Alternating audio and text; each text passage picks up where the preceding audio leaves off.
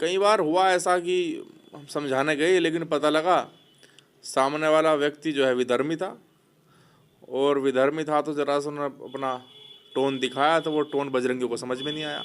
और जवाब देना ज़रूरी भी है ताकि जो और बाकी अन्य विधर्मी हैं उनको समझ में आ जाए कि ये हिंदू बेटी है, और हिंदू बेटी नहीं है खाली, यो 11,000 का तारा कर छेड़ दिया तो लिपट जाएगा।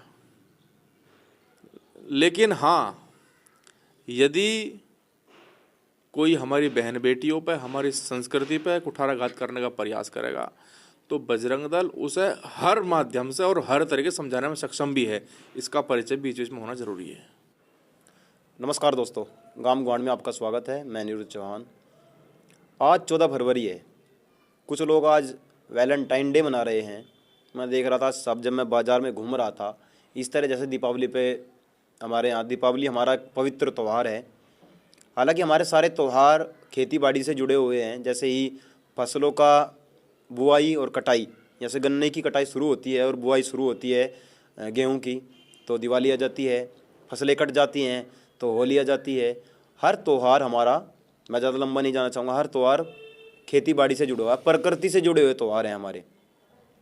और आज ही के दिन ब्लैक डे भी मनाया जाता है, क्योंकि आज ही के दिन हमने उन अपने भाइयों को, उन जवानों को खो दिया था जो हमेशा हमारी रक्षा के लिए बॉर्डर पर खड़े रहते हैं।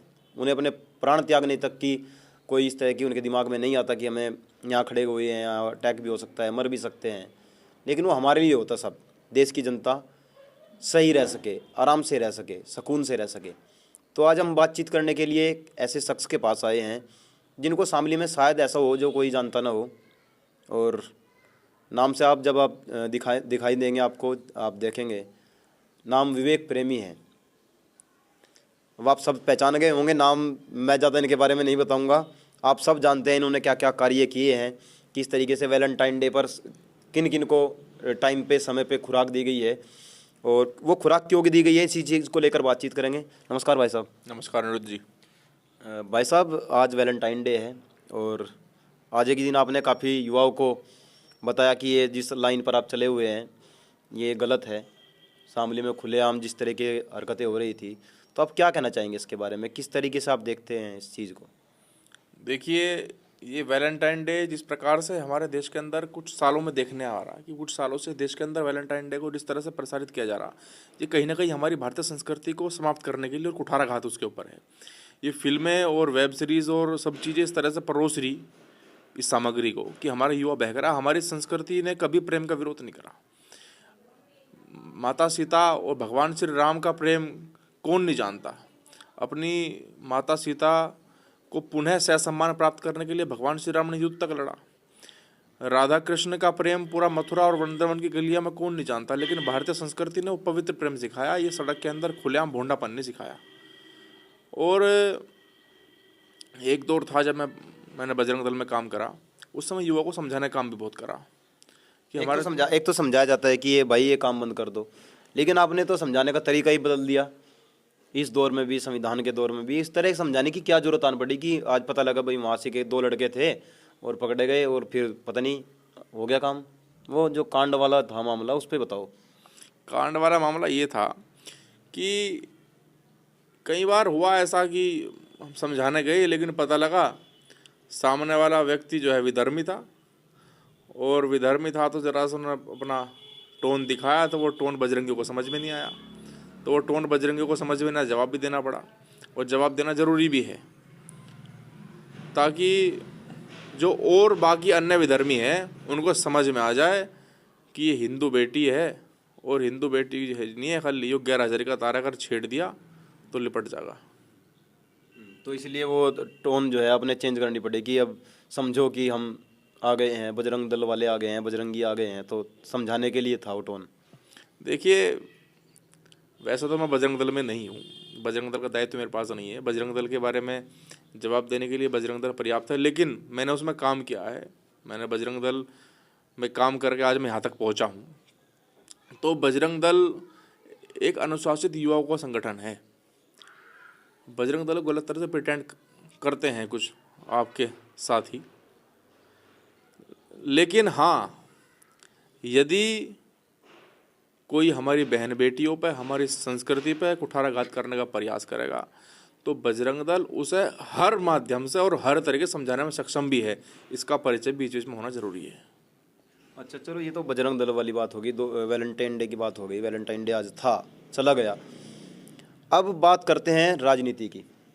और राजनीति में अभी हाल ही में भारत जोड़ो यात्रा आपके यहाँ से निकली, यूपी से निकली, गाजियाबाद से शुरू होती है और कैराना होते हुए हरियाणा चली जाती है। तो भारत जोड़ो का मतलब क्या था? किस भारत टूटे, भारत कौन से टूटे भारत की बात कर रहे थे राहुल गांधी जी? कहीं भारत नहीं टूटा, भारत को तोड़ने वाले तो यही लोग थे। कश्मीर की आज स्थिति जो थी और आज के खैर मोदी जी की सरकार आने के बाद सुधार हुआ है, वो कश्मीर को टूटने की स्थिति में किसने ला खड़ा करा? सियाचिन किसकी सरकार में गया? तो ये तो भारत तोड़ने वाले थे। और आज ये भारत तोड़ने वाले लोग भारत जोड़ो यात्रा कर रहे हैं। और एक्चुअल में वो भारत जोड़ो यात्रा नहीं थी। आप पत्रकार हैं और आप सभी चीज़ों को एनालिसिस करेंगे तो उत्तर प्रदेश के अंदर, और खाली उत्तर प्रदेश नहीं, आसपास के बहुत सारे प्रदेशों में आज कांग्रेस की स्थिति क्या है, कोई कांग्रेस का नाम लेने वाला नहीं है। मैं तो शामली की स्थिति ज़्यादा जानता हूँ, आप भी शामली के रहने वाले लोकल में जानते होंगे कि कांग्रेस के कार्यकर्ताओं को ये कहने में शर्म आवे कि हमारा नेता कौन है। वे ठोक के ये नहीं कह पाते कि राहुल गांधी हमारा नेता है। उनके पास कोई कार्यक्रम नहीं है, कोई एजेंडा नहीं है, क्या करना है, क्यों करना है। वे लोग ठोक के ये भी नहीं कह पाते कि हाँ हम चुनाव में किसी फाइट में रहने वाले हैं। तो राहुल गांधी ने अपने कार्यकर्ताओं को जोड़ने के लिए वो यात्रा करी थी। उन कार्यकर्ताओं को बेचारों कुछ हिला पा जाए, उन्हें भी कुछ समझ में आ जाए कि हमारा भी कोई नेता है। तो उत्तर प्रदेश के अंदर ये दिखाने के लिए आए थे। तो कोई भारत जोड़ो यात्रा नहीं थी, वो कांग्रेस के कार्यकर्ताओं को जोड़ने के लिए यात्रा करी गई थी।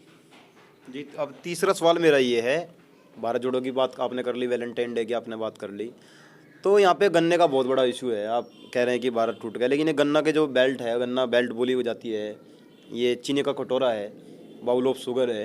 तो सरकार आपकी है, भारतीय जनता पार्टी की सरकार है, योगी जी दूसरी बार मुख्यमंत्री बन गए हैं, लेकिन समस्या किसानों की जो की तो हैं। किसान समझ नहीं पा रहे हैं किस तरीके से हमें अपने आप को हम एडजस्ट कर पाएँ। एक तरफ शादियाँ चली हुई हैं, लेकिन फिर भी मिल मालिक जो हैं, योगी जी के कहने के बावजूद, माननीय सुप्रीम कोर्ट के कहने के बावजूद गन्ने की पेमेंट नहीं कर पा रहे हैं। चंद किसान हैं जिनको कार्ड दिखाकर, लेकिन सबको ज़रूरत है, आज किसानों को ज़रूरत है। धड़ाधड़ मीटर जो है उनके उखाड़े जा रहे हैं, जाकर मीटरों पर चालान काटे जा रहे हैं। बहुत सारी समस्या किसानों के सामने है। इसके बारे में आप क्या कहेंगे? क्योंकि सबसे बड़ा मुद्दा फिलहाल ये है।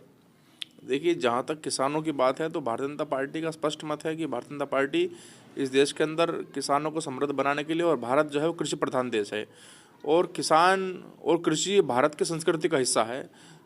कृषि जो है इस देश के त्योहारों से जुड़ी हुई है।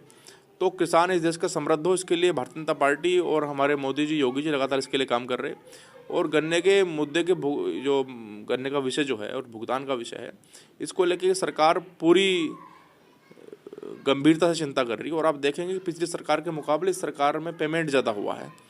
और हाँ, कहीं ना कहीं ये देखने में आ रहा कि किसानों को समस्या का सामना करना पड़ रहा। सरकार किसानों के भुगतान कराने के लिए जो है वचनबद्ध है और सरकार बिल्कुल 100% समय रहते किसानों का भुगतान कराएगी।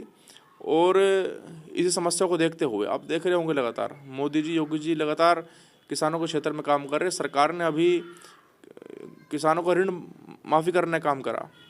आज इस किसान कैसे समृद्ध हो और गऊ आधारित खेती हो, इसके लिए सरकार ने बड़ा बजट पास करा। आज गांव-गांव में हमारे जो घर में पशुधन है, उस पशुधन के आधार पर किस प्रकार से खाद बने और किस प्रकार से हमारा कंपोस्ट तैयार हो, उस सब के लिए अब लगातार जो है सेंटर लगेंगे, उन्हें सिखाया जा, गांव-गांव में कार्यशालाएं होंगी। आज गऊ आधारित खेती और उन सब चीज़ों के लिए सरकार लगातार चिंता कर रही। और किसान हमारे देश का अन्नदाता है, किसान पूजनीय है और उनके लिए जहाँ तक भी जो कुछ भी सरकार कर सकेगी पूरा प्रयास करेगी। जी। अंतिम सवाल मेरा ये है कि 2024 के चुनाव नज़दीक आ रहे हैं और आपकी लोकसभा कैराना है। अभी भी भारतीय जनता पार्टी की सरकार है और लोकसभा जो सांसद हैं वो भी भारतीय जनता पार्टी के हैं, प्रदीप चौधरी जी। कई गाँव में मैं गया हूँ, कुछ लोगों ने तो ये कहा हमें तो पता भी नहीं कौन है वो, हम तो उनको पहचानना ही भूल गए। एक बार चुनाव में आए थे, अब दिखाई भी नहीं देते। उनसे ज़्यादा तो और काम कर रहे हैं यहाँ भारतीय जनता पार्टी के लोग। मंत्री जी की बड़ी तारीफ हो रही है, जहाँ सड़कें नहीं थी वहाँ सड़कें दे रही हैं। लेकिन ये क्या समझ में नहीं आ रहा है कि फिर लोग अभी भी ये चाह रहे हैं कि भारतीय जनता पार्टी की सरकार बने और 2024 का, तो आप क्या सोचते हैं इसके बारे में? 2024 के चुनाव नज़दीक आ रहे हैं, आपको क्या लगता है गठबंधन का क्या रहने वाला है? और जो भारतीय जनता पार्टी से प्रत्याशी आएगा, हालांकि प्रदीप चौधरी को सबसे ज़्यादा मजबूत माना जा रहा है कि उन्हीं की टिकट होगी, आपको क्या लगता है गठबंधन की तरफ से कौन आ सकता है, कौन मजबूत रह सकता है ज़्यादा, और भारतीय जनता पार्टी का क्या रहेगा? देखिए, गठबंधन क्या करने वाला है वो तो गठबंधन जाने, लेकिन इस देश की जनता ने सब राजनीतिक दलों को देख लिया, इस देश की जनता ने सभी नेताओं को देख लिया, और अब इस देश की जनता राम मंदिर के नाम पे, इस देश की जनता कृष्ण जन्मभूमि के नाम पे, इस देश की जनता काशी विश्वनाथ के नाम पे, और इस देश की जनता धारा 370 के नाम पे वोटिंग करेगी, और इस देश की जनता विकास के नाम पे वोट करेगी। आज देश के अंदर किस प्रकार से इस देश के अंतिम पायदान पर खड़ा हुआ व्यक्ति आज वो अपने मकान की चिंता से मुक्त होने जा रहा, आज देश का गरीब व्यक्ति आयुष्मान कार्ड से अपना इलाज करा रहा, आज फ्री राशन मिल रहा, आज बढ़िया सड़कें हैं, आज हमारे देश के अंदर जो जिन आदिवासियों पे कभी अन्य दलों का ध्यान ही नहीं था, आज महिलाओं का सम्मान बढ़ाने के लिए और आदिवासियों का सम्मान बढ़ाने के लिए आज भारतीय जनता पार्टी के द्वारा समर्थन करके आज द्रौपदी मुर्मू जी को इस देश का राष्ट्रपति बनाया जा रहा। आज भारत की स्थिति क्या है अंतर्राष्ट्रीय पटल पे? आज भारत विश्व के 5वें नंबर की अर्थव्यवस्था है। वो भारत जो हर छोटी छोटी बातों के ऊपर विदेशों की ओर देखता था, आज वो भारत विदेशों में राहत सामग्री पहुंचा रहा। तुर्की के अंदर भूकंप आया, भारत के एनडीआरएफ की टीम और वहाँ पे दवाइयाँ भारत पहुंचा रहा। आज खाली देश के अंदर जब महामारी आती है तो देश के अंदर वैक्सीनेशन कराने के बाद और पूरी दुनिया को वैक्सीन बांटने का काम भारत करता है। आज प्रधानमंत्री जी ने कहा कि 130 करोड़ की आबादी देश की समस्या नहीं है, ये जनशक्ति है, और 130 करोड़ की जनशक्ति के आधार पर आज देश G20 की अध्यक्षता कर रहा है। आज रूस और यूक्रेन का युद्ध होता है तो पूरी दुनिया देखती है और पूरी दुनिया भारत की तरफ देख रही कि युद्ध रुकेगा तो उसमें भारत की भूमिका रहने वाली है, भारत इस युद्ध को रुकवा सकता है। तो आज भारत वो भारत है, और इसमें कोई दो राय नहीं है कि भारत विश्वगुरु था और भारत का वो खोया हुआ गौरव दोबारा मिलेगा और दोबारा हम गौरव को प्राप्त करेंगे और भारत दोबारा विश्वगुरु बनेगा। और उसमें इस 130 करोड़ की जनशक्ति के आधार पर पुनः प्रधानमंत्री जी इस भारत का डंका पूरी दुनिया में बजवाने वाले हैं और जनता ने इस चीज़ को स्वीकार लिया। इसलिए कोई विपक्ष टिकने वाला नहीं है, पुनः भारतीय जनता पार्टी की सरकार बनेगी और भारत विश्वगुरु बनेगा। बहुत सारे युवाओं का सवाल ये है कि बेरोजगारी को जो आलम है वो बढ़ता जा रहा है, दिन प्रतिदिन बेरोजगारी बेरोजगारी बेरोजगारी बढ़ती जा रही है। मात्र सवाल देश के युवाओं को कि हमें सुरक्षा मिल गई, अब जिस तरीके से पहले किडनैपिंग मर्डर हो रहे थे वो नहीं हो रहे जो पहली सरकारों में थे। अब युवाओं को चाहिए रोजगार, युवाओं को चाहिए शिक्षा, लेकिन उसकी तरफ सरकार की नज़र कम है। किसानों का बहुत बड़ा मुद्दा है, आपने बहुत सारी चीज़ें बताई, लेकिन किसान और नौजवान दोनों, अब दोनों को, एक को अपनी MSP चाहिए, एक को अपना रोजगार चाहिए। उसके विषय में सरकार क्यों नहीं सोच रही है? क्या लगता है सरकार क्यों उस कदम को पीछे खींच रही है? सरकार बिल्कुल कदम पीछे नहीं खींच रही है। जहाँ तक शिक्षा की बात है तो जब से भारतीय जनता पार्टी की सरकार आई है लगातार मेडिकल की शिक्षा में कितना सुधार हुआ है। आज लगातार हमारे देश के प्रधानमंत्री जी शिक्षा किस प्रकार से सुलभ हो, और शिक्षा सिर्फ डिग्री के लिए नहीं, वो शिक्षा हमारे उपयोग में भी आ सके।